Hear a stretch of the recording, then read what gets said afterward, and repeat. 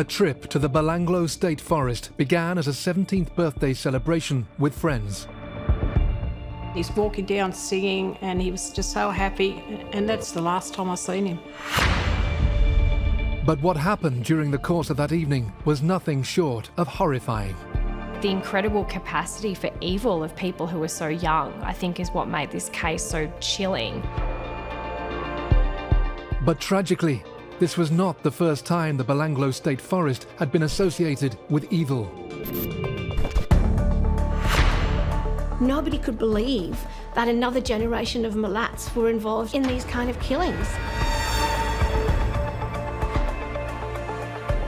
The senseless murder of David Auchterlonie in the Belanglo State Forest was a crime that shook Australia.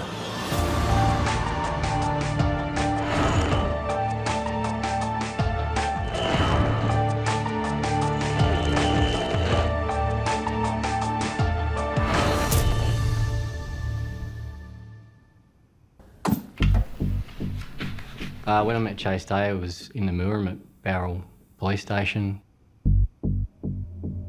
He was pretty tired and still upset at the circumstances. Mr. Day, for the purpose of the record, would you please state your full name and spell your surname? Chase Nathaniel Day, D-A-Y. Now, it's been explained to you that you're under arrest for your involvement in the murder of David Auchterlonie. Do you understand that? Yes.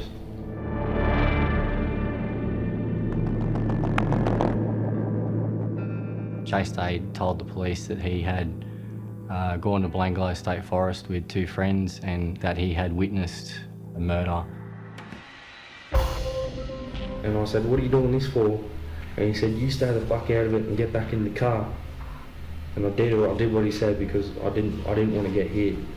And I heard Octo start screaming. The chilling statement by a regular 18-year-old in the early hours of Monday the 22nd of November 2010 confirmed that something terrible had happened in the nearby Belanglo State Forest. Chase Day had handed himself into the police and revealed that his friend, 17-year-old David Auchterlonie, had been murdered.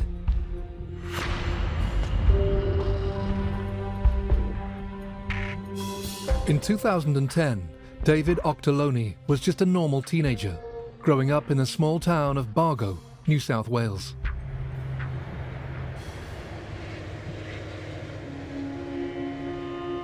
He liked to ride his scooter and his skateboard.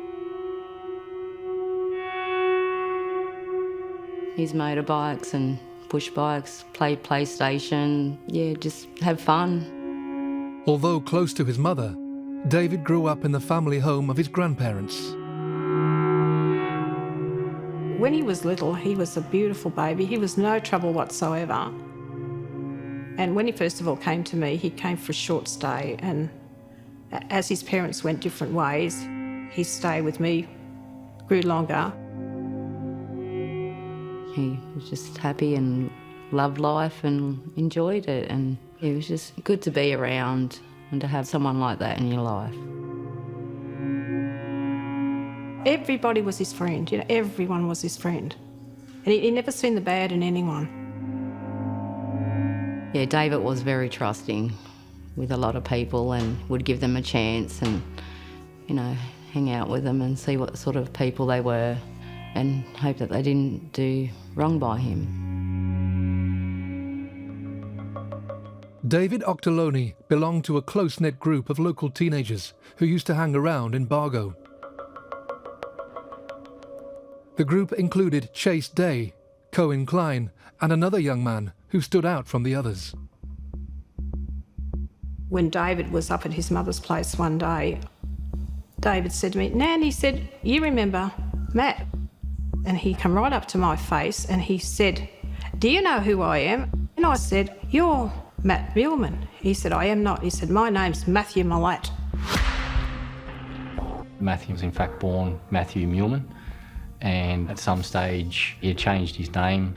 That Matthew had started to develop this fixation with Ivan Milat, who was his great uncle. A man has appeared in court charged with the backpacker serial murders. 49-year-old Ivan Milat faces 7 counts of murder and 1 of attempted murder. Ivan Milat is one of Australia's most notorious serial killers. He was convicted of murder in 1996 after abducting, torturing and killing 7 backpackers before hiding their bodies in the Belanglo State Forest.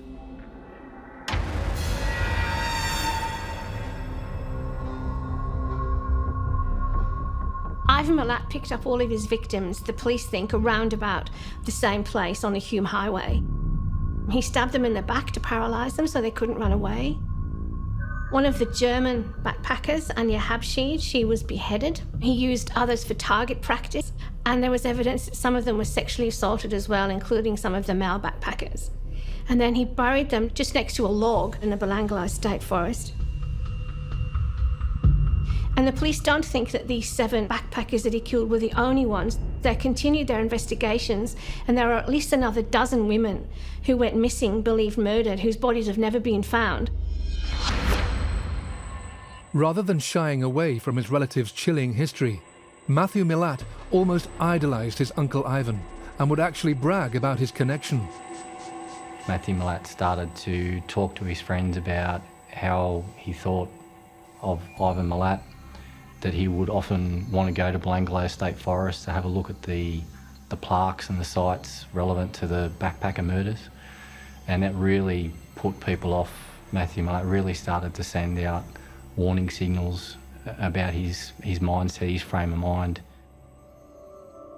He certainly seemed to take an incredible perverse pride in that link.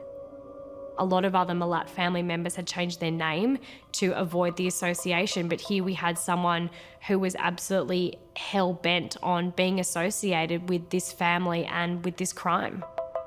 And I said to David, I'm sorry, but I don't like him. I said, there's something weird about him. And I said, do you realise that he's related to Ivan Milat, the one that murdered the backpackers? He goes, oh yeah, Nan, but he said, you never ever see the good in people. You always got to see the bad. I said, well, I'm just telling you to be very, very careful him, because there's just something about him. I think David, because he was just that sort of person, he just felt sorry for him, you know, felt bad, had what the family had gone through. David's family were well aware of Ivan Milat's crimes. They'd always regarded his great-nephew Matthew Milat as a little odd, but soon his behaviour began to raise much more serious concerns.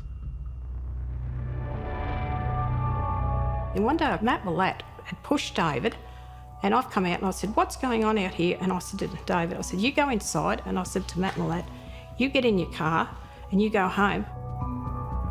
And he came right up to my face and he said, nobody tells me what to do. And I was frightened, so I put my hands out and I've literally pushed him off me. And I said, now you get in your car and don't you ever come back here again. He then began doing drive-bys past my house 2 or 3 times a day, and he'd come up here around the corner, skid on the brakes, and the car would do a 360. He was a bully. He was a definite bully. Despite his grandmother's dislike for Milat, David continued to spend time with him. It was an association that would cost her grandson dearly. On Saturday the 20th of November 2010, David Auchterlonie was celebrating his 17th birthday with his family, first with his mother and then with his grandparents. Being his birthday, we, talked and hung out for a little while, give him a card with some money in it. And then he went off to his nan's to do the same thing and celebrate his birthday there with them as well. And my younger son came down and we had a birthday cake and we sang, and he loved it and he was so happy. And we had a couple of beers and he said he was going with his mate. He said, well, look after yourself, don't do anything silly. And that was the last we seen of him.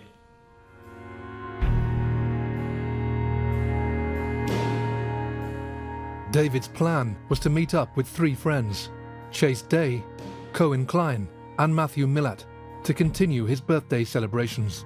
When David left me, to the best of my knowledge, he was going down the street. He was always down the street. He would be sitting under the tree, there'd be a group of young boys with him. They'd sit there and just laugh and just look at all the girls because they were at that age.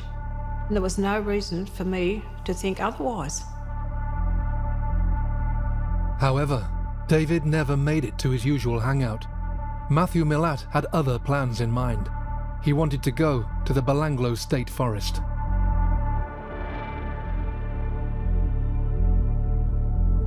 He used to boast to people, you know what my uncle is famous for, you know what my family is famous for, and that in the lead up to the crime, he had been talking to friends and boasting that, well, we're going to go to Belanglo and someone's going to die.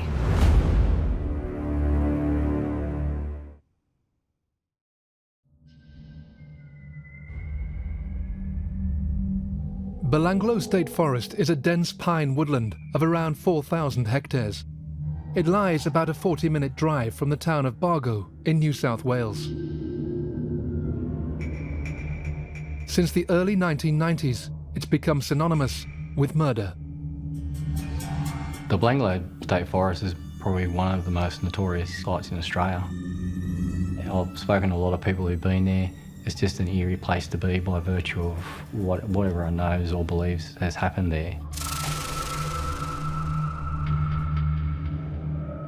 Belanglo Forest is a really eerie place. It's dark, it's dank, it's got the high trees. If you didn't know the area, you wouldn't know where you were. If someone put you in the middle of the forest, you would never be able to find your way out.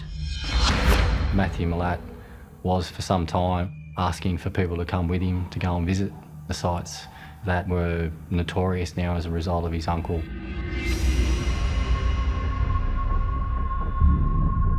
On his 17th birthday, and after a day celebrating with his relatives in Bargo, David Auchterlonie planned to meet up with friends to continue the celebrations. Chase Day met up with David early that day. Matthew and Cohen came and picked them up. They went and got some drugs, and then they went to the Belanglo State Forest. And the idea was that they were going to go down the forest, smoke some cones, have some drinks, and basically celebrate as young boys do without fear of police or anyone getting involved and ruining their party. They got something to eat and then stopped at a little Y intersection in the pitch dark and sat there and they played some music. And David Auchterlonie had sort of gone along with this plan of just 4 friends hanging out in the forest. At this stage, still none the wiser as to what was going to take place.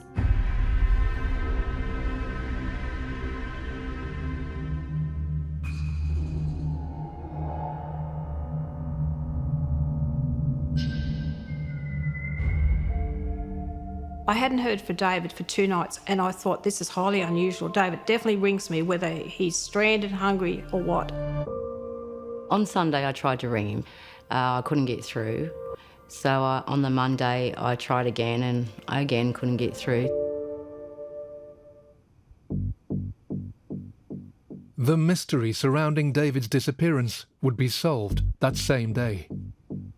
When I met Chase Day, I was in the Mooramet Barrel police station. He was a young man who witnessed something very traumatic, but at the same time he'd implicated himself in the offence. He had confided in his father earlier that day and his father immediately took him to the police. Tell me what happened starting on the 20th of November. Chase Day told us that for some reason Matthew Milat called David Auchterlonie from the front of the car up around to the boot, and he suddenly heard David cry out or scream. Cohen come over to me and he said, just get in the car, and I heard Auchto start screaming because Matt hit him in the ribs with an axe.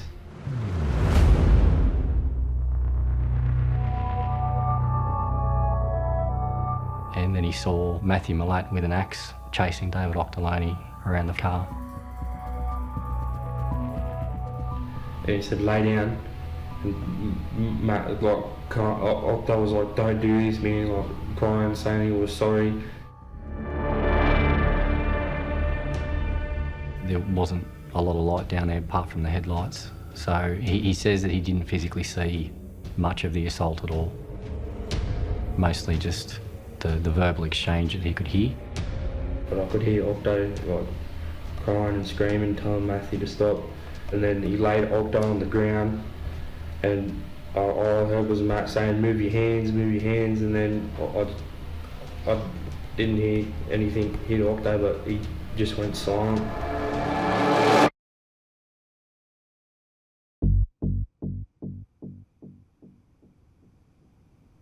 It's at that point that he says that Matthew Milat starts talking about taking the body and having to dispose of the body. And he dragged Auchto along. He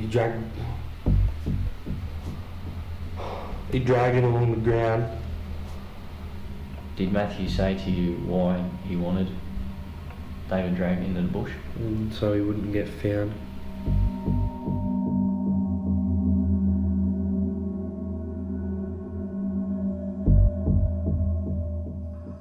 One thing I do remember quite clearly from the interview with Chase Day is his recollection of Matthew Milat's behaviour on the way back to Bargo. And he describes Matthew Milat going through this rush, like a high. Oh, he was saying... What did they actually say? Matt was saying, oh yeah, that was such an adrenaline rush. That was all I heard him say. And then Colin was like, I told you that you were going to go down the same path as your uncle, and that was it. And then I started losing it.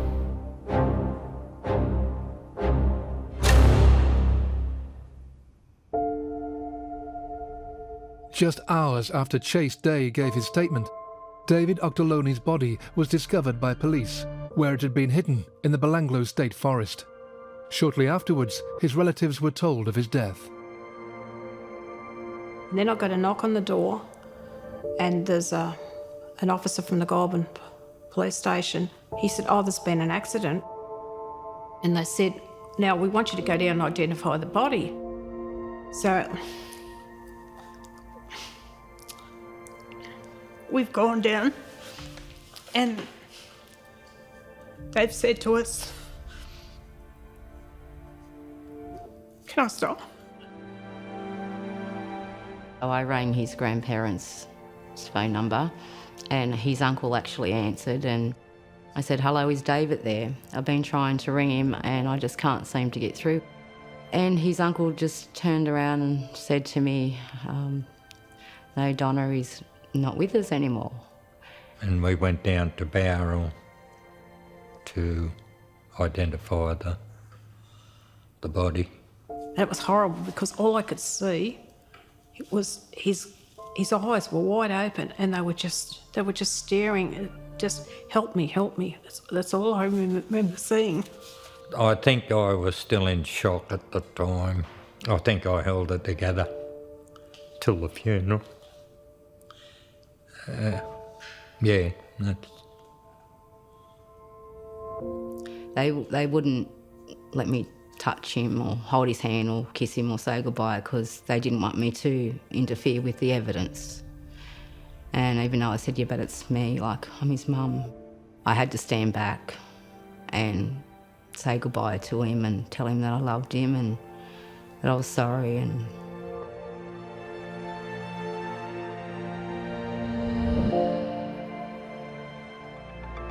Chase Day implicated both Cohen Klein and Matthew Milat in the death of their friend, David Auchterlonie. Police moved quickly to arrest the two suspects. Now that we'd established what had occurred by speaking to Chase Day at Barrel, the next phase of the investigation moved to the arrest of Matthew Milat and Cohen Klein. When the police arrived at Matthew Milat's house, they found him asleep in his bedroom. When he told him that he was under arrest and what the police were investigating, his reaction was very nonchalant. Enjoying the notoriety was my interpretation. Now, Matthew, do you agree with me that I entered your bedroom and I said that you're under arrest? Yes. Okay. And I also spoke to you about a hat that you were wearing on Saturday night. And what did you indicate Tell me about that, sitting in the bedroom. And also some shoes that you were wearing. The shoes that just the white Ravens. They located a pair of shoes, which we later found had the blood of David Auchterlonie on them, and also a hat, which we believed Matthew may have been wearing at the time that he committed the murder. Matthew Milat was taken back to Camden Police Station by Andrew Marks and another investigator, Greg Payne, and they attempted to interview him there about his involvement. For the purpose of this record, what is your full name? Matthew Stephen Milat. What stood out to the investigators during the interview with Matthew Milat was how calm he was. There was very, very little reaction, considering that he was a 17-year-old boy who was under arrest for a horrific murder. I'm investigating the murder of David Auchterlonie,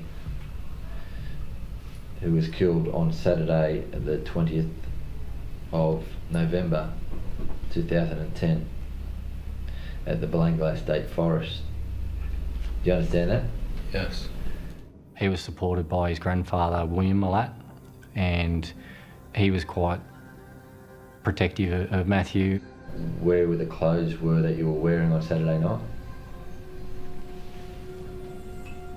Just don't answer that, Matt. Okay. So the interview with Matthew Milat unfortunately didn't give us any further evidence. It was basically a no-comment interview. Now, I want to ask you some questions about that. Are you prepared to answer those questions? No. At the same time, other detectives went to the home of Cohen Klein. Just for the purpose of the video recording, can you please tell me your full name? William Klein. Police conducted a search warrant at the address of Cohen Klein. He identified a number of items which belonged to him. But whose shoes are those? They're my brother's shoes. Where are your shoes? Just they're my new shoes. When you say new shoes, how long have you had those for? 2 days. Of interest, the investigators located a Nokia mobile phone that Cohen Klein had identified as being his phone. Who owns that mobile phone? Me. Is that the only mobile phone you have? Yeah. We wouldn't realise the significance of that phone until later on in the investigation. Want to handcuff you? So you understand? Klein was taken to a local police station where he gave his version of events. Police station. You'll be entered into custody. Cohen Klein played a different tact when he was arrested by police. He immediately tried to play victim. He told the police that he was absolutely petrified of Matthew Milat, that he'd been caught up in a horrific murder, and that he was too scared to come forward. At any stage did you attempt to stop what Matt was doing to David? I couldn't. Like, if Chase was asking him to stop and he just kept saying, "Shut the fuck up, Chase," sort of thing. When did that conversation take place? When I was going around the car. Okay. I was literally like scared for my life. I couldn't say anything to Matt, like, or I just get the shakes thinking of it. So I can't even sleep or nothing. Okay. We didn't accept any of it. Jace has told us that as you got in the car, you basically ushered him into the car as you're telling me, and it's about that time that you've said to him, "I've asked Matt not to hurt you. I told him that you're my mate, or I'm your mate." Yeah. Words to that effect. Do you recall? That was how he said that. When did he say that? No. Well, I'll just say that. He said it to me like after I said it to him, after I seen Matt. Is there any reason why you didn't ask him to not hurt David? Well, I couldn't really ask him because it was a bit late. The inconsistencies in Cohen Klein's statement were enough for police. They were convinced that amongst their three suspects was the killer or killers. Initially, I did have some suspicion that Chase Day may have had some involvement, and the reason being is his version started with him telling us that he'd had concerns earlier that day that Matthew Milat was going to kill David Auchterlonie, and he couldn't really explain that. When you met up with Matthew and Cohen that afternoon before you went to the forest, did you think that they were going to kill David? It was on the back of my mind, but then when we got in the car... Why was that in the back of your mind? Because Belanglo Forest, and then Matt being Ivan's nephew. For that reason, I wasn't completely convinced that Chase Day's version was true. Despite these doubts, Day's statement, along with a lack of any other viable suspects, convinced police that they had found the people responsible for David's death. Cohen Klein was charged with murder. Chase Day was charged with accessory after the fact to murder for his involvement in disposing of the body, and Matthew Milat was charged with murder, and all of them were bail refused. Matthew, you're going to be charged with the murder of David Auchterlonie. Do you understand that? Yes. This interview is now concluded. With the 3 suspects in custody, but 2 very different versions of events, police had to decide if Chase Day was telling the truth. Was he an innocent victim or a willing accomplice? They would find the answer to that question on the phone discovered at Cohen Klein's home. Even though the file had actually been deleted, the electronic evidence branch were able to actually recover that file piece by piece, and I could tell straight away what I was listening to. It was the recording of the murder.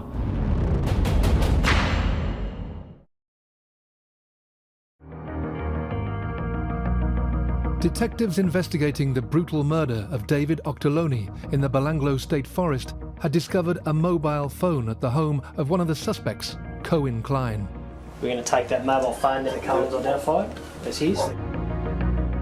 What they found on that phone was the evidence police needed to convict their suspects. We interviewed Cohen Klein at Goulburn upon advice from his solicitor prior to the recording being found. And at that stage, we were hopeful that we would actually recover the file, so we put it to him at the time. Where was your mobile phone that night? Did you have it with you? Yeah, it's in the pocket. Did you, at any time, make an audio or a video recording from your mobile phone? No.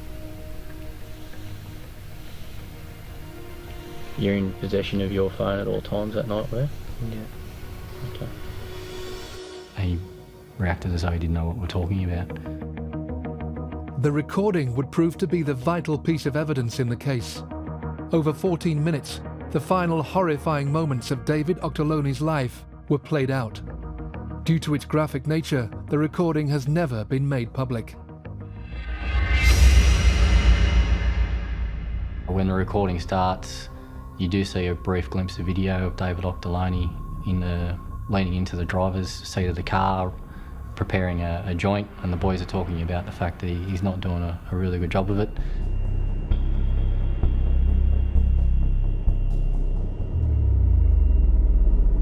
Shortly after that, you hear this groan, and you hear David Auchterlonie. It's like a sound as though he's been winded, and we know from the examination at the post-mortem that Matthew Milat struck David Auchterlonie in the ribs with a large axe.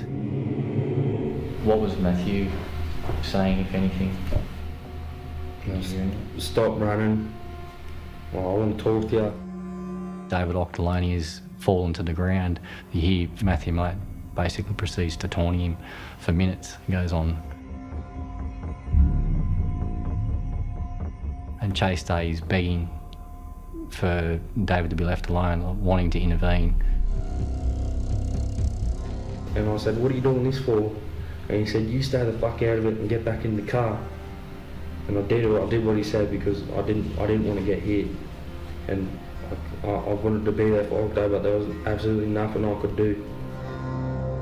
Towards the end, Matthew Milat starts to repeat himself, building up to the final blow. So he was just asking the same question over and over again. And how can I trust your word? and all that, and they was like, you can, and he's like, well, from all this other shit, how can I trust it? And that was it. That's all I heard, and I just said, they just went silent.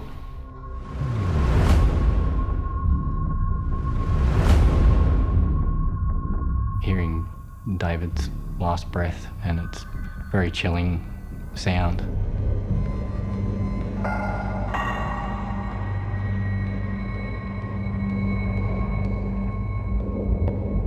Several months after the murder, police were handed another vital piece of evidence. A person had been walking down around the ponds in the Bargo area and found the wallet of David Auchterlonie with the licence still inside. With the proximity of the wallet to a local swimming hole, we sent the police divers down, and not long after they recovered the large double-headed axe that Matthew Milat had used to kill David Auchterlonie. This terrifying weapon, along with the forensic evidence found at Matthew Milat's home, built a solid case against the three alleged perpetrators. At the same time, police were growing more and more convinced that Chase Day's account of that terrible night was, in fact, the truth.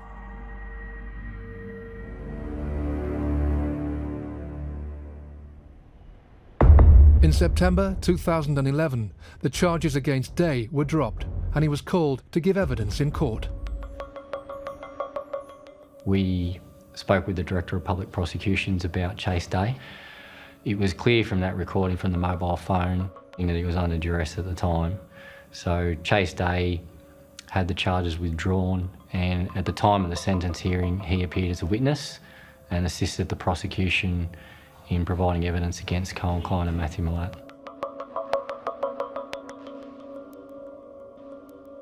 In the face of overwhelming evidence against them, Matthew Milat and Colin Klein both pleaded guilty to murder. On the 21st of May in 2012, the two young men appeared at the Sydney Supreme Court for sentencing. Matthew Milat had boasted about killing David Auchterlonie before and after it happened. This was his day of reckoning. It was very strange to be back in the Supreme Court in Sydney involving a Milat. I think that bizarre feeling never really left it, of this horrible sort of family dynasty that had been created in Matthew Milat's mind. To have that played out in court, to have the Belanglo State Forest, all of these words coming back into courtrooms in Sydney so many years after the trials for the backpacker serial killings, was an incredibly surreal experience.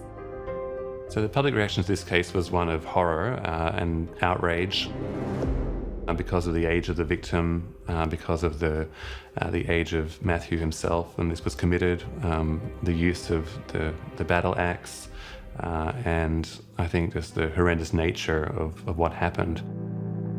Richard First was asked to undertake a psychological examination of Matthew Milat. This was submitted as evidence at the sentence hearing. I concluded that he was likely stressed by some of the situations he'd raised, including the relationship and unemployment and some drug use. However, there was no indication that he was driven by a serious mental illness or psychosis, and even the reasons he gave were probably insufficient to account for the horrendous nature of what actually took place and the degree of planning. I used to look at Matthew in the dock, but he was cold, you know. He knew he was going to get what he was going to get, and he wasn't going to feel sorry or guilty. He's just that sort of person. He would not engage with the courtroom, kept his head down. He didn't look at the judge, he didn't look at the gallery, didn't look at us. It was unusual. Every time he looked at Milat, there was no remorse, and it was like, hey, I'm on show here. I can't be touched. They were just sorry that they got caught and jailed and they got locked up. Other than that, I believe that they would have been still out bragging about it to this day.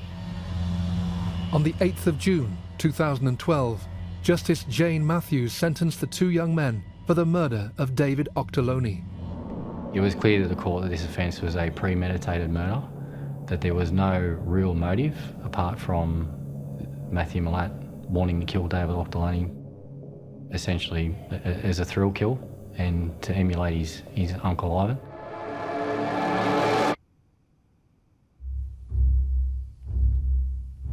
Although the judge allowed Cohen Klein a small reduction in his sentence, Matthew Milat was refused any leniency due to the extreme gravity of the crime and the serious danger he posed to the public.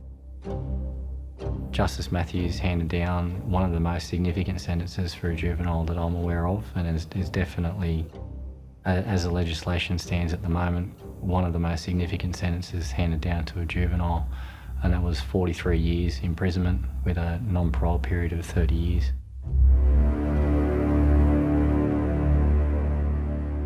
Probably the thing that speaks loudest, that it was such a horrific crime that it seemed to attract such a long sentence. But I was still surprised at how long that was, because most juveniles are given a chance to rehabilitate or engage and tend to have shorter sentences. So it's very uncommon to have such a long sentence. The reaction of Matthew Milat and Cohen Klein when they were sentenced was one of shock. I think it was probably finally dawning on them just how much of their lives they will now spend in jail.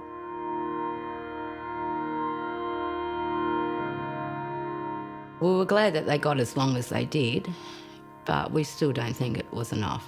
You know, they took a life. They should have got life.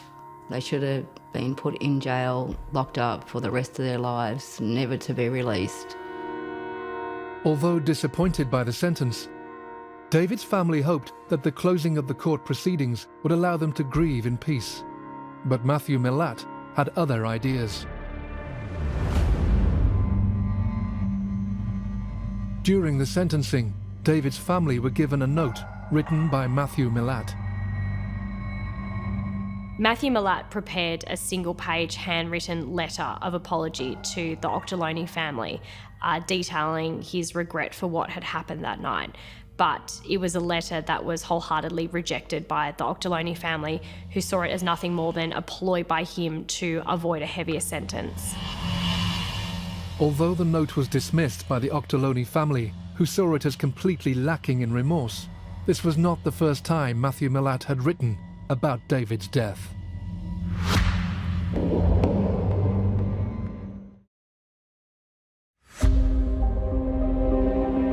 Matthew Milat and Cohen Klein had been convicted of the murder of David Auchterlonie and given significant prison sentences.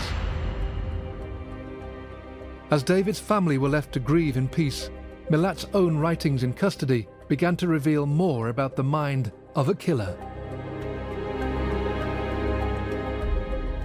A poem that Matthew Milat wrote about 9 months after the murder was actually described by the sentencing judge as being particularly chilling.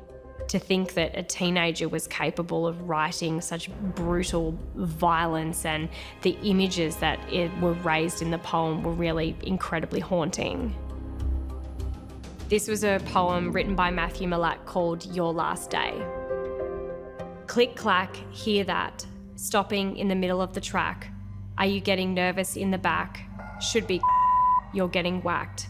Talk shit here, talk shit there. No one's really gonna care. But talk shit with every breath. You just signed away your health. I can see you start to sweat, wondering what you're gonna get, hoping for one in the head. Or put it in your leg. Tell me, are you having fun? Get up and start to run. How far are you gonna get? Your match you have just met. Stumbling all over the place. Hear the crunch of leaves and feet. Feel your heart skip a beat. Are you gonna get away?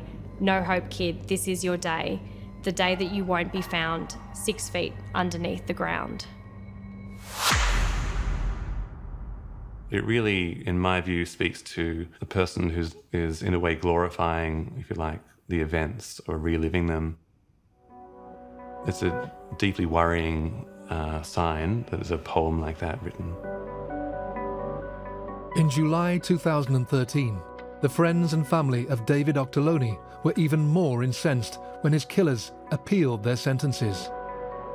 I was quite disgusted to know that they were trying to appeal their sentence because they thought they were hard done by. They weren't the ones hard done by, David was. You know, so why should they be given a chance to appeal their sentence, to reduce it so they can get out and have their freedom when my son didn't get a chance? When they appealed, I just felt sick in the stomach to think, here we go again, haven't we been through enough? We're suffering, we've got this life sentence and we have to sit now and watch you two showing no remorse because you didn't give two hoots about David. Matthew Milat's appeal was dismissed, but Cohen Klein had 2 years taken off his minimum jail term. And David's friends and family now have to live with the knowledge that one day these two men may be released. I hope they never get out because Milat is a sick psychopath and I believe that he would have scores to settle. And for those people that came forward and helped solve all this mystery, he would be after them, they would be targeted. Matthew Milat tried to follow in the footsteps of Ivan Milat, his great-uncle. 2 sets of crimes committed in this beautiful forest. But we're left with the question of why he did it. Was this a matter of nature or nurture? The reasons behind personality formation and violence are not fully understood, but there have been studies showing a linkage between various genes in the brain and persistent juvenile offending.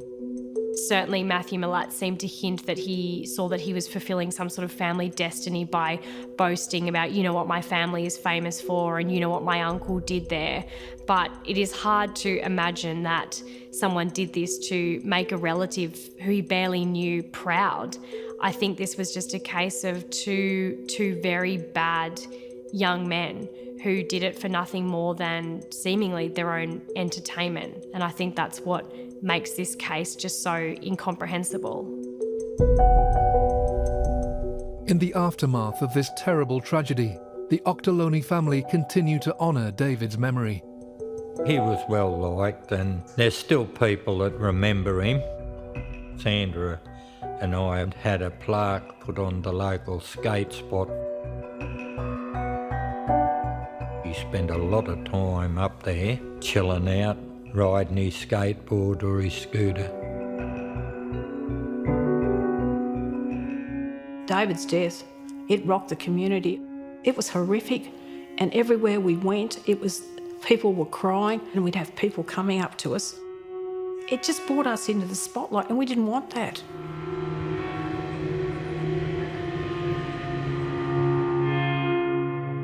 David's death had a big impact on the community. It just broke a lot of people. It devastated us all. I think what we can learn from sometimes friends that appear to be friends just definitely aren't your friends, and just to be wary. Every now and then you do something and he comes flooding back because you may have done it with him. It's little things that you've done with him that bring you unstuck. I still can't accept it, and I've just had to learn to live with it every day and just accept the reality of it, that it's happened and that he's gone. It's absolutely devastated me and destroyed me, and when they took David's life, they also took mine. Yep.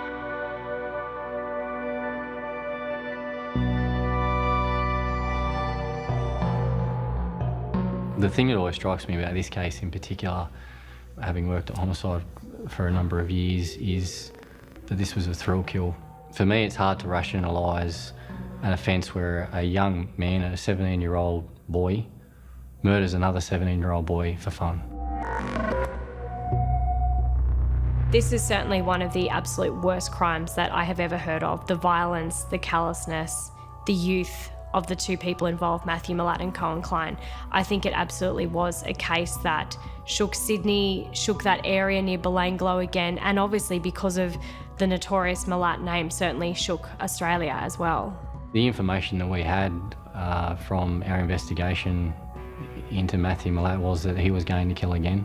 He definitely had the intention to go on to be like his Uncle Ivan and to gain that notoriety by killing as many people as he could. He really wanted to go on to become a serial killer.